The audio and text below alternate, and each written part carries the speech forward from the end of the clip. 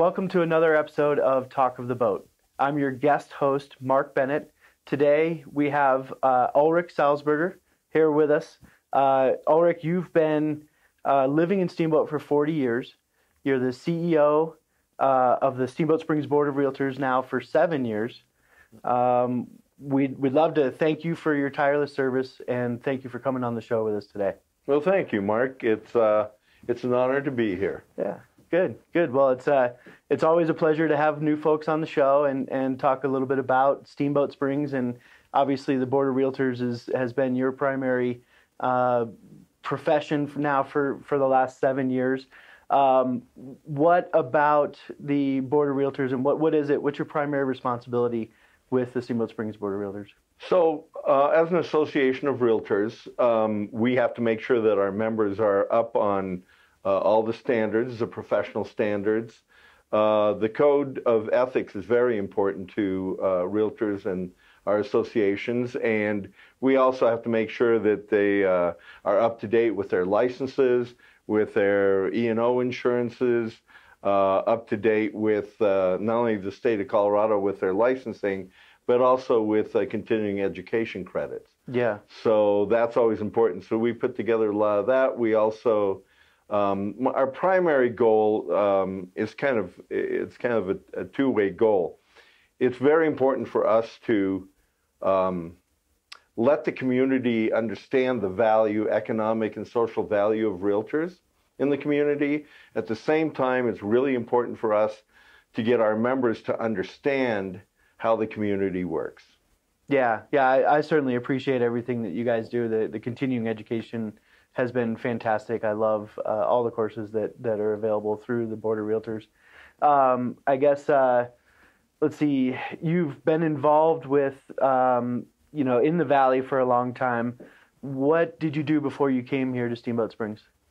Actually, I was born and raised in Lakewood to Swiss parents. Yeah. And my mom always assumed we were going to move back to Switzerland, hence my name. Yeah. Ulrich is rather a unique name, but and I struggled with it at first, but now it's very comfortable. It's kind of like Madonna or Elvis. You only need one name, right? Everybody in town knows who you are, right? Exactly, yeah. So which it can be good and bad. Right. So I check every day. I check the crime reporter and the obituary to make sure I'm in neither. Yeah. And that's a good start to the day. So I moved up here. My parents actually purchased a KOA campground west of town in '73, and then realized that it wasn't their retirement plan and that they needed help, and they contacted my wife and I, who moved up in '77, and we ran it together with them for 11 years. And after somebody came and wanted to purchase the property, I moved in to become the general manager of Alpine Taxi for 18 years. Oh, okay. And we built that business from about 6 vehicles back in '86 to over 80 when the owner finally sold in 2004. Yeah. Now that you mentioned that, I know that I met you through Alpine Taxi back in the day. Back in the day. Yeah, for a long time. That was the main way a lot of us got to Denver for flights out of here. Was taking those shuttles out of Steamboat. Yeah. So after you sold, got out of Alpine Taxi, is that when you chose Steamboat Springs Board of Realtors? Well, actually, I got into real estate. A good friend of mine, I was looking for other opportunities, and my whole life had been in the service industry, and I thought I wanted to step out and do something else, not realizing at the time that really real estate and being a realtor is definitely in the service industry. Right. So a good friend of mine kind of prompted me to get into the business, and I was a realtor from 2004 to 2017 or 16. So and I enjoyed it, but it wasn't what I had like at Alpine Taxi, where I was setting up policies and procedures and making sure that the things were working right. So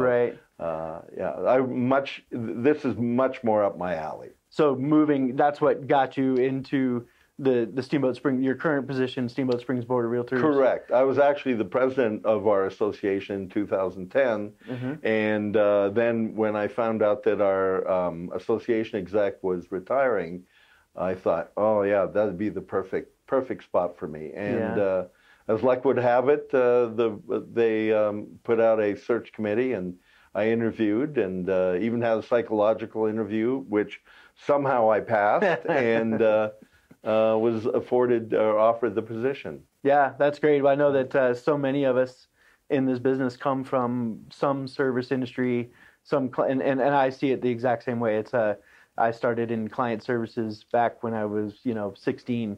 My first job as an adult working in a grocery store, and I feel like this really truly is the ultimate client services position that you can find yourself into. Absolutely. In my opinion. How gratifying and satisfying that you can help young families or people find their dream properties and their sometimes forever homes. Yeah. If it's forever home or your vacation home too, it's still helping that person achieve their goals and move that way. Exactly. Let's see. So, in your position and as the current CEO, what are the biggest challenges that you faced, when you took over and even going through today? Probably the biggest challenges are with almost any thing in life, and that's communication. Yeah. Trying to get realtors are myopic. They have one goal, and that's to make sure that their business keeps churning. And, it's an interesting business because you don't get a steady paycheck. Right. Sometimes you may go months without seeing a paycheck, and the roller coaster ride of that can be pretty hard. So they're really working hard at their craft and their business.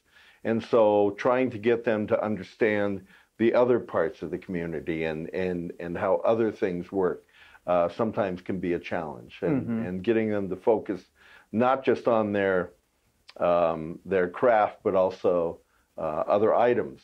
Yeah. What I know that in my business, it's hard. You're always stressing about that next deal or the current deal sort of falling through. Are there any tools or anything that you've helped put in place with SSBR that sort of guides that? We're a unique association in the realtor world. So nationwide, there's probably about 850 associations. We're the only one that I'm aware of that does our continuing education for free. Yeah. Most of the other folks charge for that, and we want to offer as many classes and opportunities for our members to take so that it raises their professionalism. Yeah. And last year, for example, we had over 90 hours of free continuing education classes that we offered. Yeah. So that's a way to do that. And then at the same time, we advocate for items that we feel are important, not only nationally, but through the state and locally. Yeah. As the Realtor Association, National Association of Realtors, has now 1.4 million members, which makes us the largest association of that kind. And we have a large advocacy group looking out for property rights. Yeah. On the national basis and statewide. So, yeah. Well, and you're involved with, you drive our local Board of Realtors to a lot of philanthropic, kind of endeavors as well. Scholarship funds. What else are you involved with? Exactly. Well, first of all, let me also say that we as an association do a lot, but there's a lot of individual companies and individuals that really participate. On a national level, 89% of realtors financially give back to their community, as opposed to, I think it's 53% of the general public. Oh, wow. Also, 86% of realtors get involved in their community in some form or fashion, as opposed to 42% of the general public. Wow. So realtors are tremendously involved, and I would challenge you to find a nonprofit in this town that doesn't have a realtor that sits on their board of directors or their committees. So from an association standpoint, we are now in our 30th year of our community Christmas dinner, where we offer Christmas, and it's all hands on deck. People bring their turkeys and their hams and their pies and their potatoes and everything to the community center, and we serve up to 450 to 500 people every year. So, and their families, and so that's been a great event that we're going to continue, obviously. We also have a fairly new event called CUSP, which is Consumer Utility Support Program. And we work with Lift Up and the Community Foundation to gain funds for that. And they have a list of people who, it's a struggle, it's a challenge to live in this community. And there's families that can't afford the utilities, so we're there to support that. And we also do a highway cleanup every year. It was supposed to be this last Saturday, but the weather kind of pushed that back a little bit. So we will redirect that to another date. And in addition to that, we also have our scholarship program, where it's now in 30 plus years, and in those 30 plus years, we've helped tens of thousands of local students in all of the Routt County schools, and we've donated more than $1 million to their scholarships to get them into college and help them. It's amazing. All the work that you do. It's, I know the community Christmas event and how much organization and preparation that goes, and all the other events year round. That must take a lot of your time to get that stuff. It is, but like with all realtors, we give back. We give back to the community, and I think that's the most misunderstood. It's easy to have a target, right? You're a realtor, you're rich, you're doing all this, where in actuality, there's many realtors in our community that haven't seen a paycheck in the last 6 or 7 months. So even they are out there giving back to their community, and that's very important. Right. Yeah. Well, I know we as a group certainly appreciate that you do bring that stuff to us. So what do you see after Steamboat Springs Board of Realtors? So first of all, I have to say I love this job. I really love this job. I love what I can bring to the table. I love the satisfaction of seeing it come to fruition, things come to fruition. I love that we can be involved in the community. I have a year and another month and a half or so on my contract. And after that point, I'm probably going to retire. My wife, who has worked at the ski area for 45 years, is probably going to be rich. I'm hoping she retires this year, but she's struggling with that. She thinks she still needs to be there and help. And so we'll always keep our footprint here in Steamboat. We love our home, and we're hoping to be able to keep that and have that for our girls when we pass on. But we'd like to go out and explore a little bit. We did purchase a motorhome last year. Oh, good. And we're getting it prepared. But my thought was maybe leave for a winter, and my wife says, no, we're going to come back for Winter Carnival. We're going to come back for skiing in March. So we're going to have to figure that all out. I think a lot of people struggle with that. I mean, you talk to people in town, like, where would I go after this? Exactly. Yeah, I can see that. And what an exciting time, for the Steamboat ski area. All those expansions and everything else, I can see it probably would be a challenge to walk away if that's what you've been doing for 40 years at this point. Yep, absolutely. And she, that's her second family. Yeah. So to have to leave that is going to be tough for her. Yeah. I mean, it's the biggest transition that I've ever seen. I've only been, about maybe half the time that you've been in town. Yep. So the changes, that was something else I wanted to bring up. I mean, you came in the 70s, and, we've heard, I've heard legends of how great this town was in the 70s, and of course it was still amazing when I moved here in the 90s, and that's why I'm still here. But what's the biggest change you would say that you've seen, or maybe that's too big of a question? What would you like to comment on? So the first thing I'd have to say is, of all the changes that have happened in the 45 years that we've been here, I'd still have to say that 95% of the changes have been for the good. There's always some that you're going to disagree with or change. But when we first moved here, it was a struggle. It was not always that easy. There was no summer tourism. Right.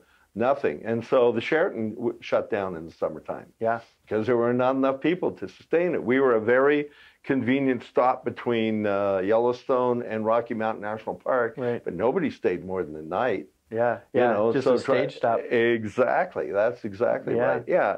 And for example, we had one hardware store in town. It was Boggs Hardware downtown, right? Yeah, sure. And they were great. But, if you had a toilet that broke down after 5 o'clock on Friday, you were pretty much out of luck until Monday morning when they opened back up again. Right. So, those kind of improvements and those kind of challenges. But it was a great time. We've always had exceptional restaurants. Yeah. We've always had very friendly people. So it's a mix. Yeah. Right? But I still have to say, I can still walk down the street and wave and look people in the eye and say hello, and it still takes me 45 minutes to get a gallon of milk at City Market because I got to stop and talk to everybody. Right, yeah, you always see somebody if you're at City Market. That's right. Yeah, good. Let's see here. So, tell us this. I guess this is maybe something that how can we as Team Yazbak and other people watching the show, how can we get involved and help with your projects at SSBR, especially I think the philanthropy side of it? You bet. Well, the cusp is very important to try to get more dollars into those, and that's run by the Yampa Valley Community Foundation.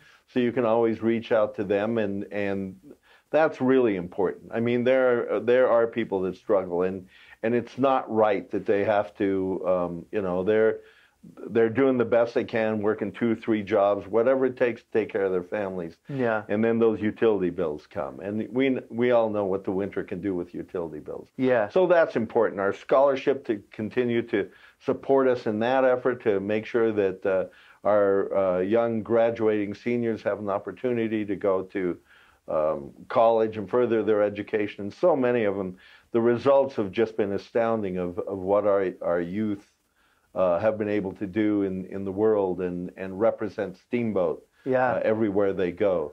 So those are important little items like the highway cleanup or even the community Christmas dinner. We always welcome people to help out with that. And so any kind of assistance in any of those areas is greatly appreciated. Is there a newsletter or anything that people can sign up for with you guys? The best is to go to our website, which is SSBR, Steamboat Springs Board of Realtors.org.